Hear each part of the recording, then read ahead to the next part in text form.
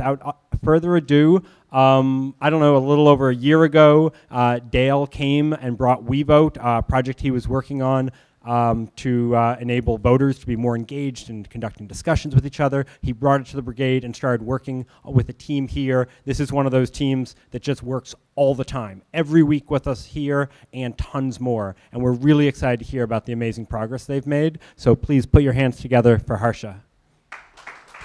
Thanks, Hi. Want to apologize. Oh, over here. Over there are the X's. That makes sense. That's good. Okay.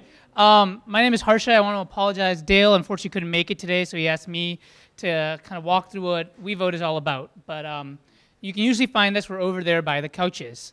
So before we get started, I want to do a quick show of hands. How many of you have voted in the presidential election, let's say 2012? Hands up high. Really good turnout for a Civic hacking night. Just keep them up, keep them up. Put them down if you, keep them up if you've voted in a midterm election. So not the presidential election. Okay, pretty good, but probably a weird sample size. How about local elections, propositions? More hands went up. Well, let me tell you something. This is not indicative. This is not, unfortunately, if only this were indicative of what it's like in America right now, that would be, WeVote would be solved. Unfortunately, this is not the case. And if you go to the next slide, WeVote is built on the premise that being able to vote and to exercise your opinion is one of the fundamental civic rights we have as Americans. But unfortunately, unlike this group, oftentimes the amount of people that actually vote, not just for presidential elections, but think about local elections, think about your district attorney, think like school board, these just aren't being attended to by voters. We think there's two real pain points that the end user has. The first one is people feel that they're not empowered. Imagine when you move to San Francisco, you get this big, thick packet that has all the elections that are coming up and what the propositions are. That can be really intimidating. The second is, on the next slide, people feel like there's a lot of money in politics. It's hard to believe what the source of a certain opinion is until you know where the money trail goes. And that can also make people feel less involved and less empowered to really exercise their voting right. So what WeVote is we believe that we can build an app or tool that allows you, within 5 minutes or less, make smart choices about your voting decisions. And you can, our main page is wevote.sf and wevotesf.org, but it will walk you through what that looks like in detail. If you go to the next slide. WeVote has three main constituents, or end users. Voters, just like yourselves, or people you might know. Advocacy groups, people that really care about certain issues and have certain candidates that they want to support. And finally, communities of like-minded citizens that you may not necessarily connect with, but that you'd have a great sense of value of meeting other people that share your opinions. So you can imagine WeVote is like a shopping cart. Imagine you're walking down your grocery store of voting options. Maybe you'll get your opinions from things like social media or paid media if you know where it's coming from. Maybe you can look at advocacy groups or people that have distinct opinions that you trust. And finally, maybe you have friends, people that whose opinions you trust that you want to use to help inform what you're going to do when you get to that ballot. So we like to think of ourselves as right in the middle of everything. So yeah, go ahead. What does it look like in person? We have an active site. It's wevote.me. We're currently getting ready for our friends and family release for the June 7th primary in California, and we're actively hard entering data to make that look really good to get that alpha stage of proving a concept.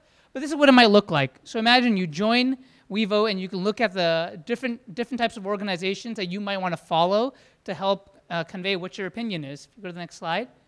Maybe you can go to an actual candidate that you like or dislike, and you can choose to support or oppose them, and that actually could aggregate down to people in your network how they feel about a certain candidate, and can help inform what your opinion is. If you keep going, you can actually look at candidates and say, you know, who might support someone like a Bernie Sanders? What rating do people give? And we actually crawl through their sites to figure out what their voting record, what their opposition or in favor is, to help form what that looks like. So you can feel really informed. If you go to the last slide. And then finally, you can actually choose to follow organizations. Let's say let's say you're moving to San Francisco and you don't know what's out there. You can follow certain organizations to truly get informed. And finally, you can add friends, so you can really build your opinions. If you go to the next slide. WeVote's been working for over 1,200 hours. We're here every Wednesday as well as Saturday mornings via Google Hangout. We're made up of a ton of different volunteers that bring all sorts of backgrounds. And if you go to the next slide,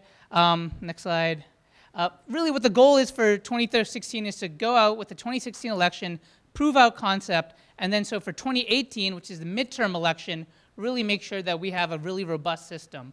And if you go to the last slide, I'm not a developer, so I don't have full detail, but happy to talk to this offline. And the last slide. I think that might be the last slide. All right, so thank you so much for your time, and I think I made it just in the nick of time. Cool. I'll try my best to answer questions if we have any time. Yeah. Looks really cool. What's the difference between like voting the way that your friends vote and informing people on how to make their own decisions? Yeah. So we feel like Facebook can kind of feel toxic at times in terms of people feeling that they're on their soapbox trying to support one opinion. So we feel that the combination of having friends that support certain organizations could almost be a discovery tool for you. So if I have a friend that I connect via Facebook and they see that they're interested in a certain organization, knowing that they support an organization might help me discover more about kind of other areas that might also interest me based off of that. So we're hoping that having friends kind of be an indicator could help people that are in the casual side get a little bit more engaged.